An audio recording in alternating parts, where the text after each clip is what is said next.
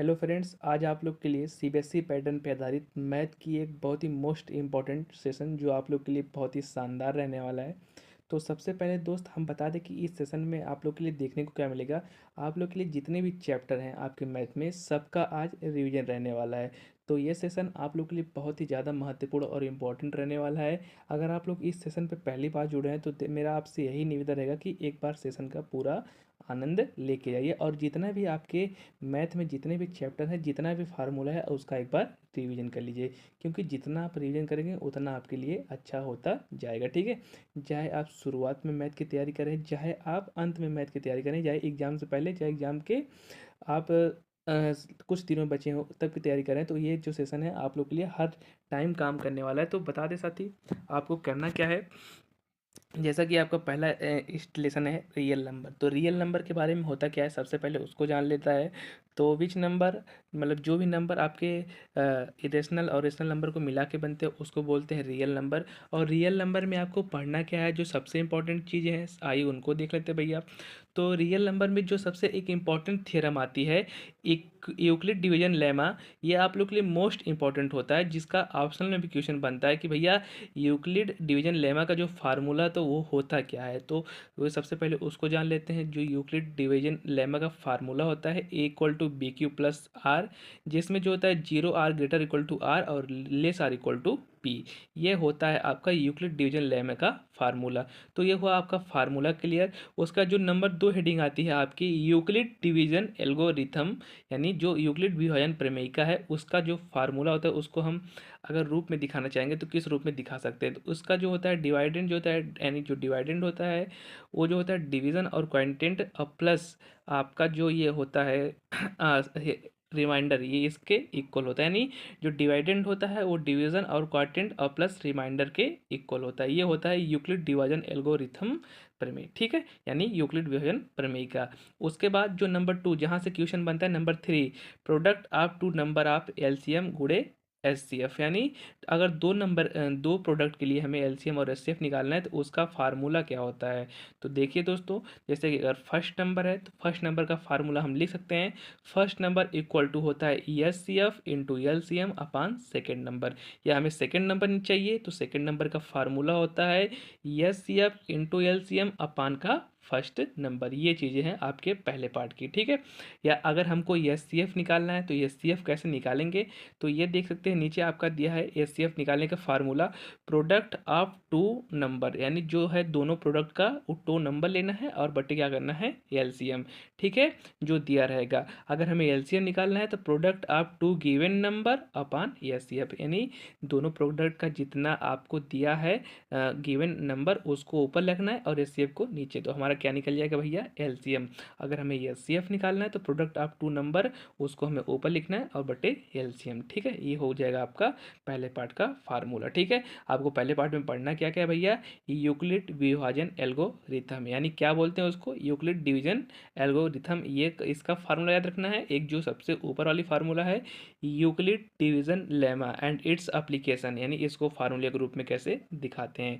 खासकर ये चीज़ें आप लोग के लिए बहुत ही इंपॉर्टेंट है, साथ ही आप लोग इसका नोट करते चलेंगे। ठीक है, आइए आपका ये फार्मूला एचसीएफ एलसीएफ वाला इसको भी नोट कर लेंगे। अब चौथी इसकी क्वांटिटी देख लेते हैं क्या है, डिटरमाइनिंग द नेचर ऑफ डेमेसिकल, और आपका दिया है एक्सप्रेशन और of irrational number by the formula of 2 के पावर एन एंड 5 के पावर एन, प्रोवाइडिंग द, आपका दिया है यहाँ पर अनस्टेशनलिंग ऑफ नंबर √3 माइनस √2, और आपका दिया 1/√5 प्लस 6 1/√2 और √10।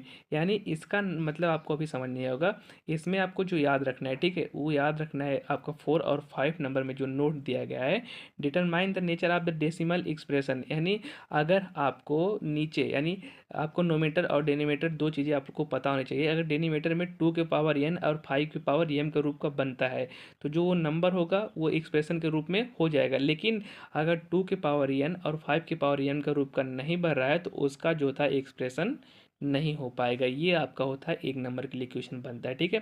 यानी जो ऊपर वाला तो उसे नोमीटर बोलते हैं, जो नीचे वाला तो उसे डेनोमिनेटर बोलते हैं। तो डेनोमिनेटर में क्या होता है, 2 की पावर n और 5 की पावर n के रूप का अगर बन रहा है तो दिस इज कॉल्ड एक्सप्रेशन है। अगर नहीं कर रहा है तो वो डेसिमल एक्सप्रेशन नहीं है। तो इसमें आपको फार्मूला क्या बताना है भैया, डेसिमल एक्सप्रेशन है या नहीं। तो अगर फार्मूला बन जाएगा, ये फार्मूला नीचे देख सकते हैं, 2 की पावर m और 5 की पावर n, अगर ये बन रहा है तो डेसिमल एक्सप्रेशन है, अगर नहीं बन रहा है तो डेसिमल एक्सप्रेशन नहीं है।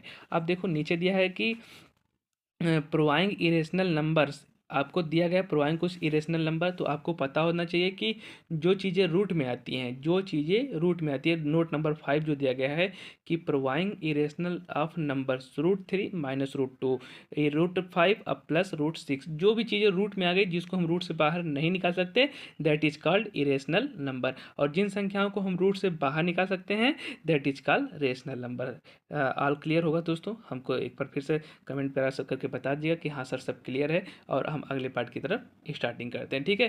तो जो अगला पार्ट रहने वाला है आपका polynomials, polynomial is the best important. तो सबसे पहले आपको जानना पड़ेगा डिग्री 1 के लिए, डिग्री 2 के लिए, डिग्री 3 के लिए।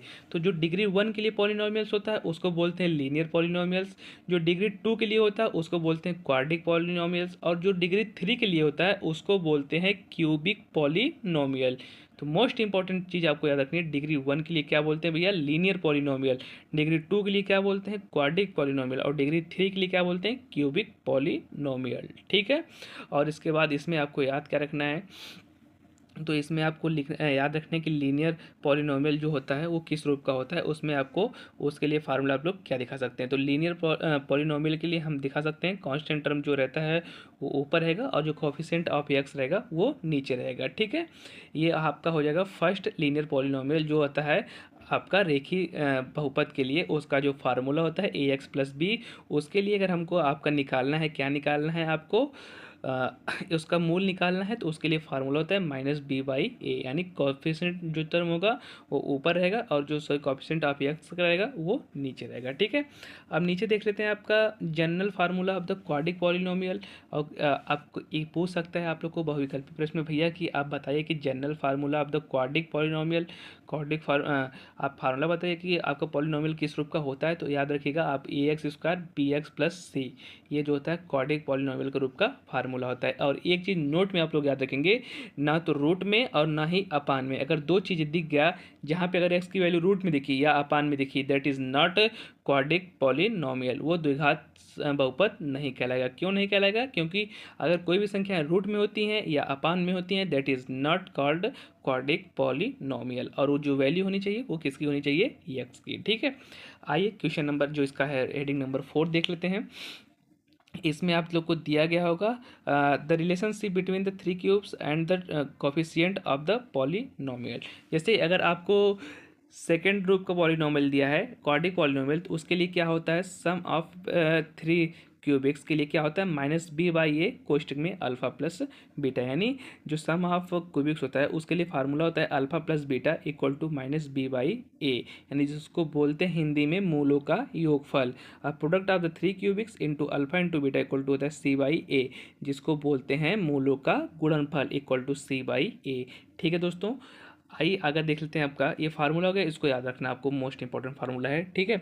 अब रिक्वायर्ड क्वाड्रिक पॉलिनोमियल x², अगर आपको देखो एक चीज़ आप लोग याद रखना नोट में मेरे साथियों, अगर आपको दिया है ना, क्या दिया है भैया, सम ऑफ 3 क्यूबिक्स के रूप में अगर आपको दिया है मूलों का योगफल और मूलों का गुणनफल, एक चीज़ आप लोग याद रखेंगे, अल्फा प्लस बीटा को बोलते हैं मूलों का योगफल, यानी सम ऑफ प्रोडक्ट ऑफ क्यूबिक्स, यानी जो उनका प्रोडक्ट है उसका क्यूबिक जो है अल्फा प्लस बीटा होता है, और प्रोडक्ट ऑफ 3 क्यूबिक्स का जो होता है वो होता है अल्फा इंटू बीटा। अगर दिया है और हमें क्वाड्रिक पॉलिनोमियल चाहिए तो उसके लिए फार्मूला आपका ऊपर लिखा है x² minus sum of 3 cubics x and product of 0 3 cubics हो जाएगा, ये हो जाएगा आपका अब पॉलिनोमियल के लिए फार्मूला, ठीक है दोस्तों। आइए आपका अगला देख लेते हैं। यहाँ पे हम देखेंगे दोस्तों आपकी जो अगली हेडिंग है division algorithm for polynomials, that is, यानी आपका जो डिवीजन एल्गोरिथम होता है वो पॉलिनोमियल्स पर भी लागू होता है। जैसे कि आप लोग देख सकते हैं कि px इक्वल टू आपका gx इंटू क्यू एक्स और प्लस आपका हो जाएगा आर एक्स, ठीक है। या जी एक्स इक्वल टू आप लोग दिखा सकते हैं पी एक्स माइनस आपका हो जाएगा आर एक्स अपान में क्यू एक्स। ये होता है आपका पॉलिनोमियल के रूप में आपका एल्गोरिथम, ठीक है दोस्तों। आइए आपका अगला देख लेते हैं, application of three cubics of a polynomial.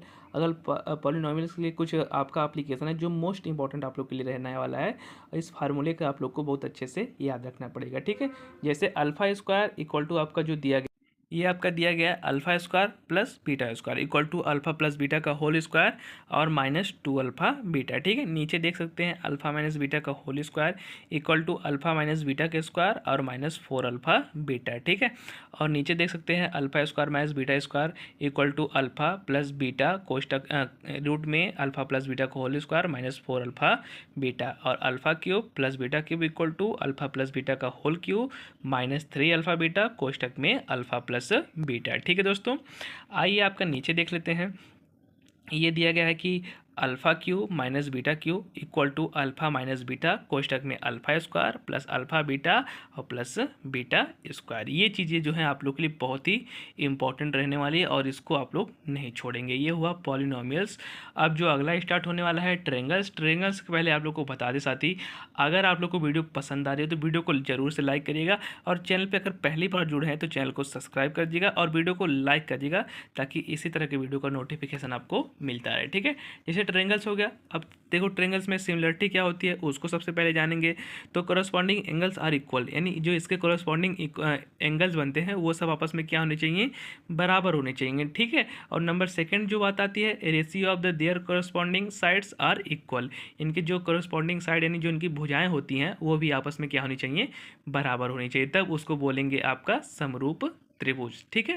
यानी जो इनके इक्वल होते हैं, सॉरी इनके क्या नाम है, इनके एंगल वो भी इक्वल होनी चाहिए और जो इनकी भुजाएं हैं वो भी आपकी इक्वल होनी चाहिए, तब उसको बोलेंगे सिमिलरिटी ऑफ ट्रायंगल यानी त्रिभुजों की समानता, ठीक है।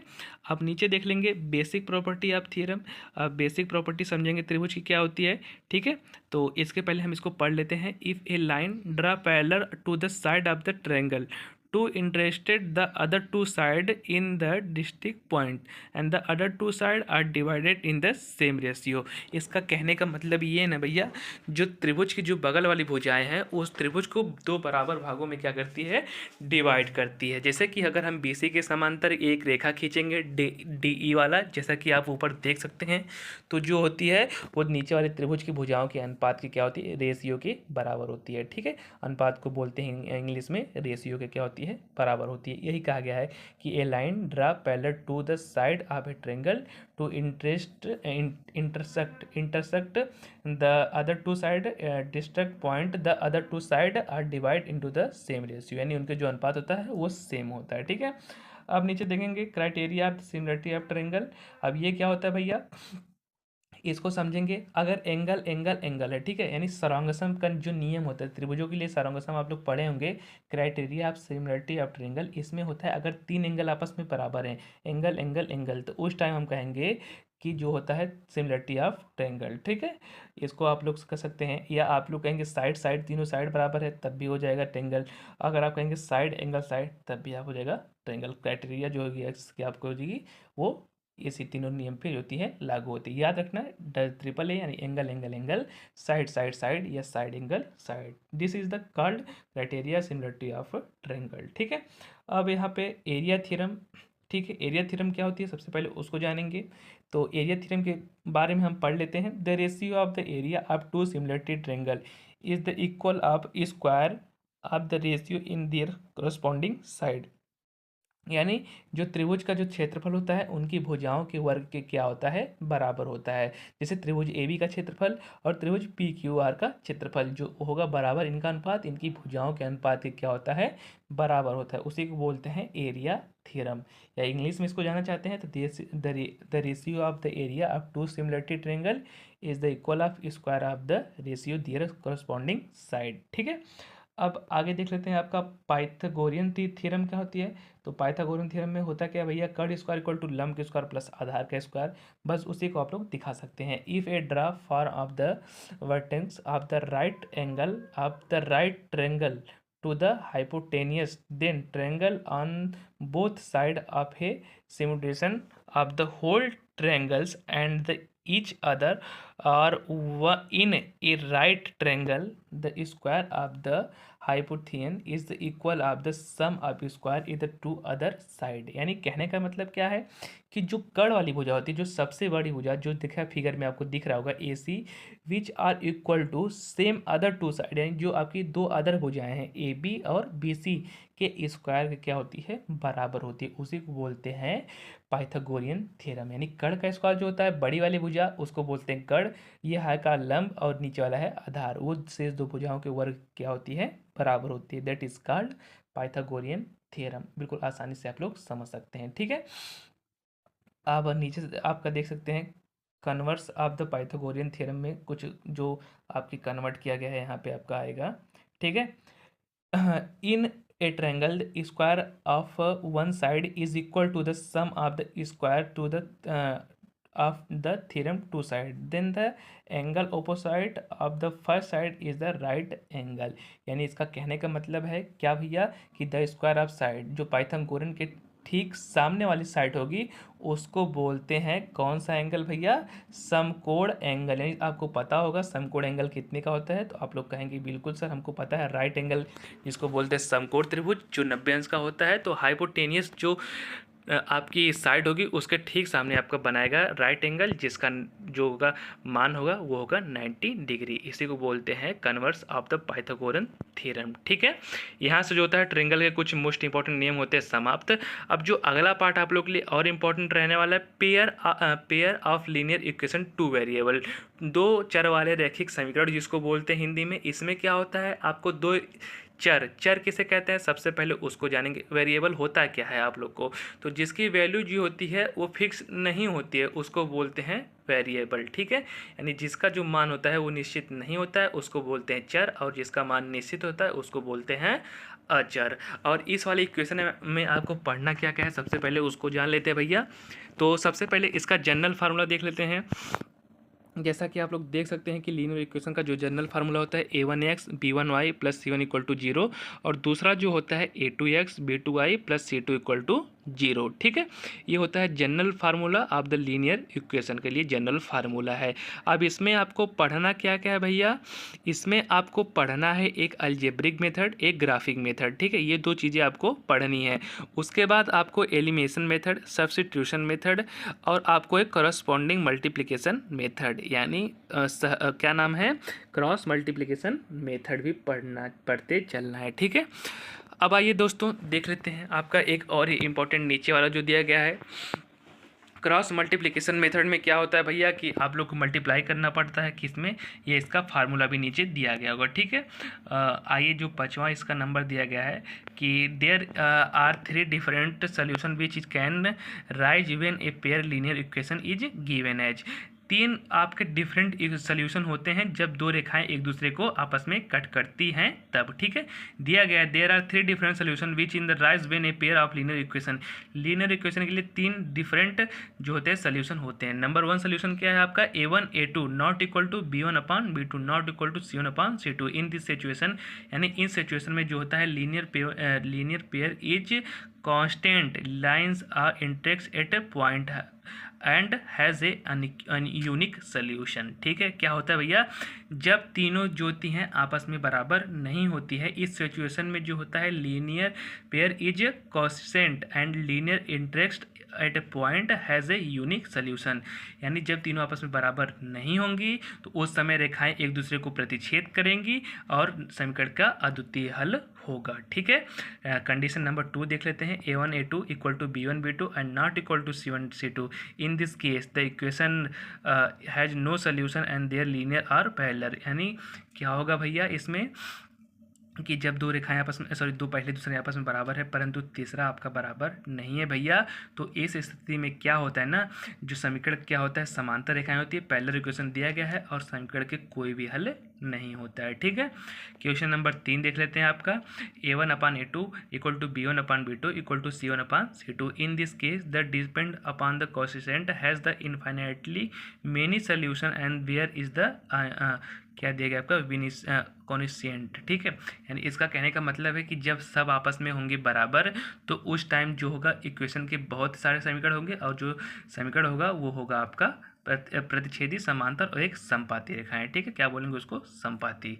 ठीक है, अब यहाँ पे वह तीनों कंडीशन को आपको याद रखनी है। यानी पहले कंडीशन में क्या होता है भैया, अद्वितीय हल होते हैं, यानी which is not any solution, यानी आपको कोई भी सोल्यूशन देखने को नहीं मिलेगा। वो दूसरे वाले में अगर आपको मेनी सोल्यूशन देखने को मिल रहा है तो उस स्थिति में क्या होता है, कॉनिक कोएफिशिएंट सोल्यूशन, जिसको बोलते हैं समपाती रेखाएं। ठीक है, अब इसके बाद जो आता है आपका अगला वाला कंडीशन, ये दिया गया है आपका speed equal to distance upon time या time equal to distance upon speed. ये आप लोग को फार्मूला पता होगा, डिस्टेंस इक्वल टू स्पीड गुणे टाइम। ठीक है, अब अगला जो पार्ट स्टार्ट होता है इंट्रोडक्शन ऑफ टिग्नामेट्री। टिग्नामेट्री के इंट्रोडक्शन को आज पढ़ लेते हैं। यहाँ पे आपका दिया गया है क्या भैया, टिग्नामेट्री में जिससे आपको पता होगा कि आपको साइन कॉस टेन के बारे में। साइन इक्वल टू जो होता है लंब बटे कट, बिल्कुल सिंपल सा पता है। हाइपोथेनियस अपोसाइड एक बोलते हैं अलजेब्रिक साइड। ठीक है, इसको आप लोग को क्लियर करते चलना है। ठीक है, जैसे साइन इक्वल टू होता है अपोसाइड साइड और हाइपोथेनियस। ठीक है, सेकंड जो होता है एडजेक्ट साइड और बटे हाइपोथेनियस। ठीक है, और आपका टेन से इक्वल टू होता है आपका अपोसाइड साइड और एडजेक्ट साइड। ये तीन चीज़ें आप लोग को याद रखनी है।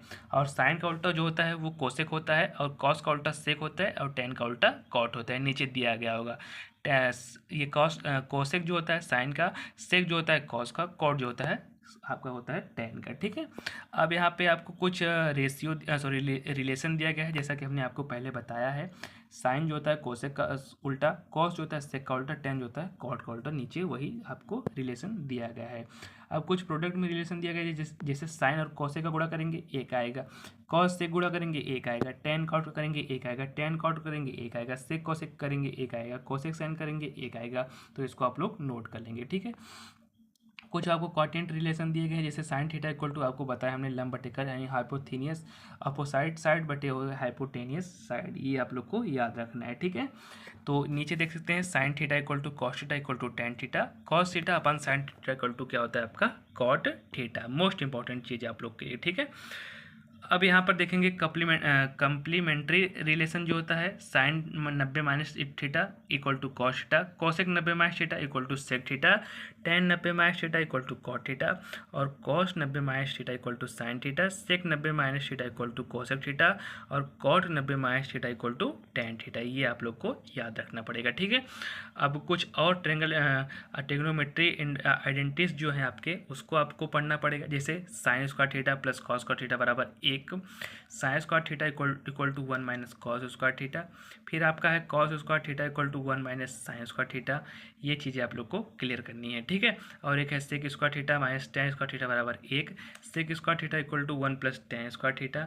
ये चीज़ें आप लोग क्लियर कर लेंगे। ठीक है, फटाक दे जो होता है आपका अगला जो होता है some application of the trigonometry के लिए कुछ आपको मान याद रखना पड़ेगा। जैसे साइन 0 का मान 0, साइन 30 का 1/2, साइन 45 का 1/√2, और साइन 60 का √3/2, और साइन 90 का होता है 1, कॉस 0 का 1, कॉस 30 का √3/2, और आपका कॉस 45 का 1/√2, कॉस 60 का 1/2, और कॉस 90 का 0। एक चीज़ आप लोग से यही निवेदन करेंगे दोस्तों कि इस टेबल को बना के अच्छे से एकदम पढ़ लीजिएगा और बिल्कुल अच्छे से रिवीजन कर लीजिएगा। और वीडियो आप लोग को पसंद आ रही है दोस्तों तो वीडियो को अच्छे से लाइक कर देगा और अपने सभी दोस्तों के साथ शेयर कर देगा जो CBSE बोर्ड 2024-25 की तैयारी में लगे हुए हैं। ठीक है, तो आइए आपका स्टैटिक्स का कुछ फार्मूला देख लेते हैं। जैसे कि मीन ऑफ ग्रुप डाटा, तो ग्रुप डाटा का कुछ मीन जो होता है डायरेक्ट मेथड, और आपका होता है डायरेक्ट मेथड में क्या होता है, जो मीन होता है वो summation of x i upon into f i equal to summation of F i, इसके जो होता है इक्वल होता है। ठीक है, अब अगर डिफरेंस हमें निकालना है इंटरवल का, तो जो लो इंटरवल है उसमें से हाई इंटरवल को माइनस कर देंगे तो आपका डिफरेंस निकल जाएगा। ये चीज़ें आप लोग को याद रखनी पड़ेंगी। ठीक है, अब यहाँ पे आपको जैसा कि देखो क्लास मार्क निकालना है। क्लास मार्क कैसे निकलता है, कभी कभी वन एक नंबर के लिए पूछ जाता है कि भैया क्लास मार्क निकालो। तो क्लास मार्क के लिए जो होता है upper limit plus lower limit upon 2। Upper limit जो होती है वो मध्य पद होती है, और लोअर लिमिट मतलब जो कम होता है, और जो हाई होता है उसको बोलते हैं अपर लिमिट। दोनों को प्लस करके 2 से आप डिवाइड कर देंगे तो वो निकल जाएगा क्लास मार्क। ठीक है। अब इसमें जो दूसरा आपको पढ़ना है एज्यूम्ड मीन मेथड, वो होता है आपका mean equal to A plus summation of F I D I upon F I. A को बोलते हैं एज्यूम्ड मीन, और डी आई का जो फार्मूला होता है एक्स आई माइनस ए। ठीक है। अब अगला जो तीसरा मेथड है आपका स्टेप डेविएशन मेथड, जिसको पग विचलन विधि बोलते हैं, उसमें जो फार्मूला होता है भैया mean equal to A plus summation of F I U I और upon F I into H. H क्या होता है भैया, क्लास साइज होता है। तो क्लास निकलता कैसे है, ये अपर लिमिट में से लोअर लिमिट को माइनस कर देते हैं तो उसकी वैल्यू निकल जाएगी। यू आई का फार्मूला होता है एक्स आई माइनस ए अपान एच, और ए को क्या बोलते हैं एज्यूम्ड मीन, जिसको हमने पहले बता दिया है। ठीक है। इसके बाद जो आपको अगला पढ़ना है भैया, आपको मोड क्या होता है भैया, उसका इक्वल टू जो मोड आप ग्रुप डाटा निकालने का फार्मूला जो होता है L plus F I minus F zero upon 2 fi minus F zero minus F two into H. ठीक है। जो नंबर ऑफ एन है उसका हम जब मध्य पद यानी उसका आधा कर देंगे, उसका आधा करने पे जो वैल्यू आएगी उसी को बोलते हैं आपके, उसी के सामने जो लोअर लिमिट होगी उसको बोलेंगे यल, और उसी के ठीक सामने वाला हो जाएगा यफ, और उसके ठीक ऊपर एफ वन और ठीक नीचे एफ टू। नीचे देख सकते हैं यल को बोलते हैं lower limit of the model class, H को बोलते हैं भैया size of the class interval, F I को बोलते हैं frequency of the model class, F zero को बोलते हैं frequency of class producing of the method class, और एफ टू को बोलते हैं frequency of the class securing of the model class. ठीक है। अब इसके बाद मीडियन जो बचा है, median of the group data, इसका जो फार्मूला होता है median equal to l plus n by 2 और minus c f upon f into h. इसमें यल क्या होता है भैया lower limit of the median class, और एन जो होता है नंबर ऑफ द ऑब्जर्वेशन, और सी एफ जो होता है भैया उसको क्या बोलते हैं फ्रीक्वेंसी है, आप लोग को पता ही होगा। Producing of the median class की जो फ्रीक्वेंसी होती है उसको बोलते हैं सी एफ, और frequency of the median class उसको बोलते हैं कैपिटल एफ यानी स्मॉल एफ, और सी एफ दिखा सकते हैं, चाहे उसकी जगह कैपिटल एफ और स्मॉल एफ दिखा सकते हैं। और एच की वैल्यू हमने पहले ही बता दिया था, जिसको बोलते हैं आपके क्लास साइज। ठीक है। और क्लास साइज निकलता कैसे है, अपर लिमिट में से लोअर लिमिट को माइनस करने पर, यानी अपर जो वैल्यू होती है मीडियन की उसमें से लोअर को माइनस करते हैं। जैसे अंतराल इंटरवल आपका दिया रहता है ना, जैसे 10 से 15 हो गया, अब 15 में से 10 को माइनस कर देंगे 5 आ जाएगा, उसी को बोलते हैं आपका क्लास साइज। ठीक है। तो इसके बाद जो चीज़ें और आपको याद रखनी है भैया, ये एक फार्मूला आपको याद रखना है भैया, three median equal to mode plus 2 mean. ये फार्मूला जो लास्ट वाला है ये आप लोग के लिए बहुत ही इंपॉर्टेंट रहने वाला है। 3 मीडियन इक्वल टू मॉड और प्लस 2 मीन, ये होता है रिलेशनशिप मीन और मीडियन और मोड में, जो आप लोग के लिए बहुत ही इंपॉर्टेंट रहने वाला है। तो साथ ही एक चीज़ और आपसे कहेंगे, जितने भी अच्छे से हो सके उतनी अच्छे से तैयारी में लग जाइए और बिल्कुल अच्छे से पढ़ते रहिए। ठीक है।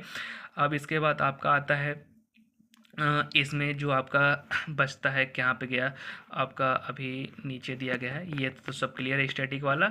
स्टैटिक के बाद आपका बचता है क्वाड्रिक इक्वेशन। ठीक है।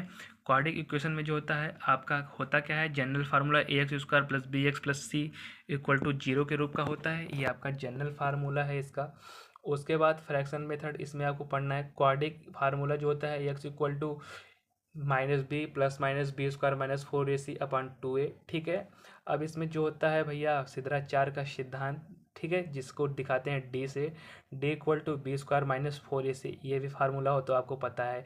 लेकिन इसमें आपको कुछ नेचर याद रखना है रूट के, जैसे b square minus 4ac are greater equal as greater is 0, 0 से अगर बड़ा है तो 2 डिस्टिंक्ट आर रियल रूट्स, यानी वो वास्तविक संख्याएं होंगी। लेकिन अगर इक्वल है बी स्क्वायर माइनस 4ac के तो क्या होंगे 2 इक्वल रूट्स। लेकिन अगर लेस होगा बी स्क्वायर माइनस 4ac अगर लेस होगा तो नो रियल रूट, इनके कोई भी स्क्वायर नहीं होंगे, तो ये नो रियल रूट की कैटेगरी में चले जाएंगे। ठीक है साथी। अब इसके बाद आता है 2 डिजिट नंबर, अगर 2 अंकों की संख्याएं आपको माननी है तो हमेशा क्या मानते हैं 10x प्लस वाई, ठीक है।